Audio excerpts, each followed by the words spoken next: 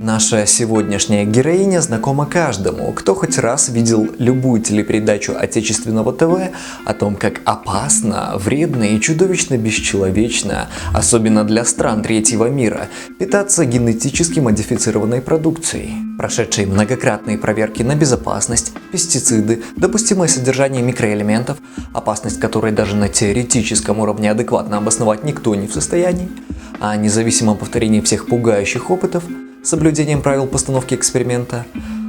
Уж и говорить не приходится. Но кого это волнует? Ведь в ней есть гены. Как страшно жить. Но я отвлекся. Ирина Ермакова, доктор биологических наук, бывший научный сотрудник Института высшей нервной деятельности и нейрофизиологии РАН.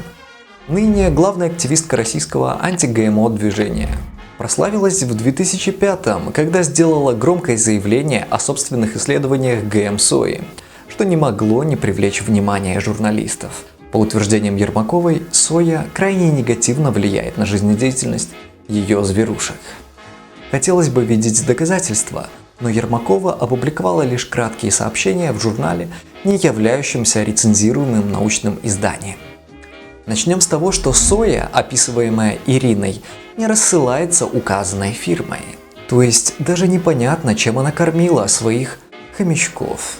Ермакова ни слова не потратила на описание диет животных, сама структура эксперимента не выдерживает никакой критики. Смертность крыс даже в контрольной группе превышала 10%, что в 10 раз выше нормальной смертности крыс этой линии, а также сниженный на 20% вес говорят нам о крайне пренебрежительных условиях содержания. Еще до начала собственных опытов с ГМО Ермакова выступала с публичными призывами к остановке трансгенизации страны. Это печально. И ни один независимый эксперимент с указанной соей не повторил описываемых Ермаковой страшилок. Как вы поняли, в ее исследованиях и речи не шло о соблюдении норм проведения научного эксперимента или элементарной научной культуры. В общем, разгромная статья в описании под видео.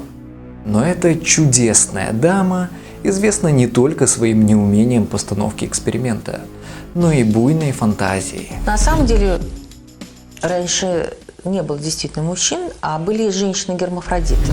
Так, женщины или гермафродиты? Пора бы определяться в своих измышлениях. Ученые выдвинули неожиданную гипотезу. Получается, что женщины появились в результате длительного процесса эволюции, а вот мужчины явно имели другое, возможно, внеземное происхождение.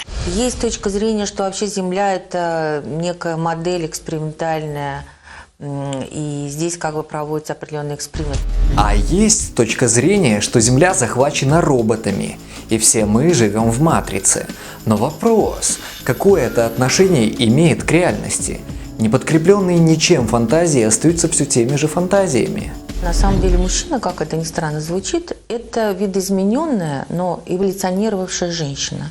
Эволюционирующая в определенном направлении. Я бы не прощал ей игнорирование всего пласта биологических и исторических свидетельств, но, может быть, она не знает, как размножается подавляющее большинство млекопитающих. На основе археологических раскопок было выяснено, и выявлено, что Y-хромосом намного моложе, чем X-хромосом, там, на 80 тысяч лет. То есть раньше ее как таковой не существовало. Объясняли это по так называемой митохондриальной ДНК. Это ДНК, которая находится в такой структуре митохондрий. А Ермакова вообще в курсе, что такое археология? Можно лишь предполагать, что она что-то где-то слышала о таких молекулярно-биологических понятиях, как митохондриальная Ева и Y-хромосомный Адам. Это общие предки ДНК митохондрий по чистой женской и, соответственно, Y-хромосомы почти всех людей по чистой мужской линии. Они не были современниками, что, конечно же, не означает ни спонтанного возникновения первого мужчины, ни старости X-хромосомы, ни любых других шедевров буйной фантазии этой дамы. Кстати, чтобы внести ясность, кроме Y-хромосомного Адама и митохондриальной Евы, у человечества было множество других общих предков. У нас с вами около 28 тысяч генов, и для каждого из них есть свой предок.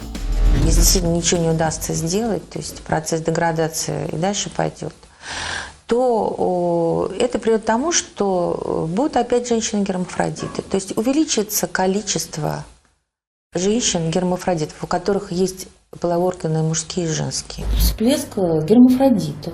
И уже официально несколько стран признают гермафродитов как третий пол. Имеет ли отношение это ГМО? Имеет, потому что, например, в одном из картофелей мы обнаружили ген.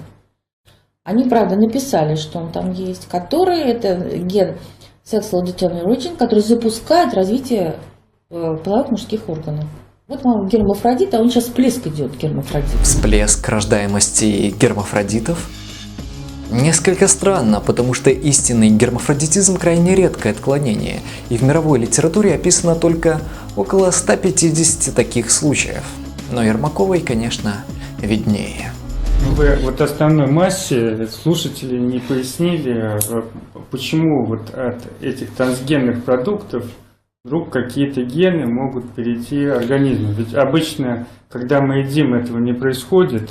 Вот почему-то, вы знаете, вот меня вот удивляет всегда этот вопрос. Вот он меня удивляет. Извините меня, в дефекациях обнаруживается непереваренная частица пищи. Обнаруживается? Да. Да. Значит, не все переварить. Всегда ваш капитан очевидность. Все это, конечно, здорово, но какое отношение это имеет к ГМО? Правильно, никакого. Госпожа Ермакова не только мастерски уходит от ответов, но и притягивает за уши к своей больной теме любой бред. ГМ-пища – это не вирусы, чтобы передавать генетический материал в клетки. Еще модно говорить о горизонтальном переносе генов через пищу человеку. Однако, даже если сделать такое допущение, это в равной степени применимо и к слабо проверяемым на безопасность продуктам классической селекции. Для организма ДНК картошки ничем не отличается от ДНК ГМ-картошки.